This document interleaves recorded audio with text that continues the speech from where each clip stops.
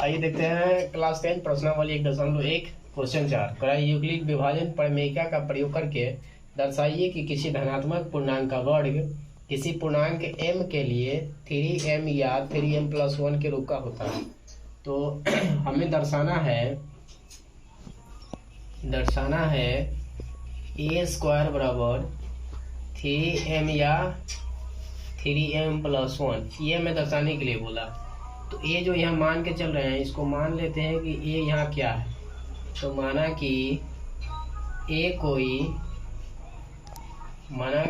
कोई धनात्मक पूर्णांक है, माना कि ए कोई धनात्मक पूर्णांक है जहाँ b बराबर 3 है। b 3 क्यों मान के चल रहे हैं? यूक्लिड विभाजन से। यूक्लिड विभाजन क्या होता है? a बराबर BQ प्लस आर। ए क्या है? तो b क्या है? यहाँ पे b है, ये b का मान ये 3 यहाँ पे दे रखा है, इसलिए b को क्या मान के चल रहा है? 3 मान के चल रहा है। तो अब a को क्या करते हैं? 3 से डिवाइड करते हैं। तो a को 3 से भाग देने पर शेषफल 0, 1, 2 प्राप्त होगा।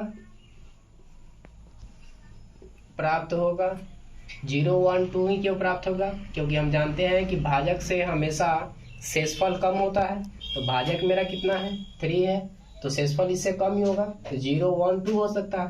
हम लोग अगर शेषफल 0, 1, 2 है तो a बराबर क्या होगा? a बराबर होगा 3q प्लस 0 या 3q प्लस 1 या 3q प्लस 2 होगा।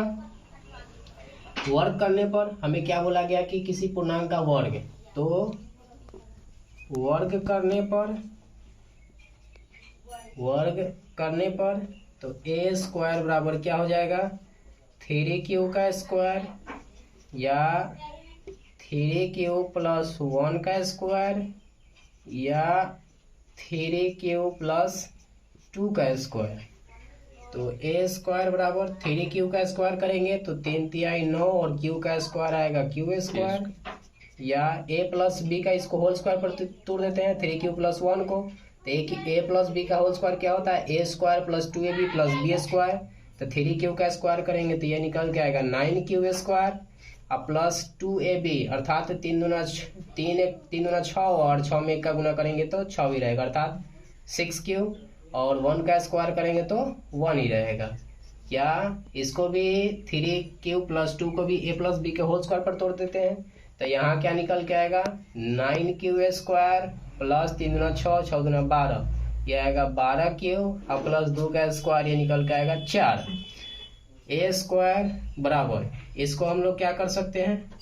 3 इसमें से कॉमन निकाल सकते हैं। 3 कॉमन निकालेंगे तो ये 3q स्क्वायर बचेगा, या इन दोनों में से क्या कॉमन निकाल सकते हैं? इन दोनों में से 3 कॉमन निकाल सकते हैं। 3 कॉमन निकालेंगे तो यहाँ बचेगा 3q स्क्वायर प्लस 2q और प्लस 1 को ब्रैकेट के बाहर ही रखते हैं। या इसको हम क्या करते हैं? अभी नहीं निकालते हैं। 9q स्क्वायर प्लस 12q और प्लस 4 को 3 प्लस 1 लिख सकते हैं, कोई दिक्कत नहीं, क्योंकि 3 प्लस 1 फिर से 4 ही आएगा।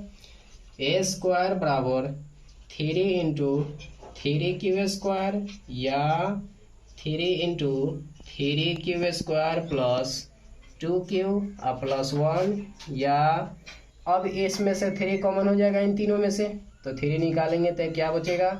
3q स्क्वायर प्लस 4q और प्लस 3 में से निकलेगा तो यहाँ 1 बचेगा और प्लस 1 को ब्रैकेट के बाहर रखते हैं।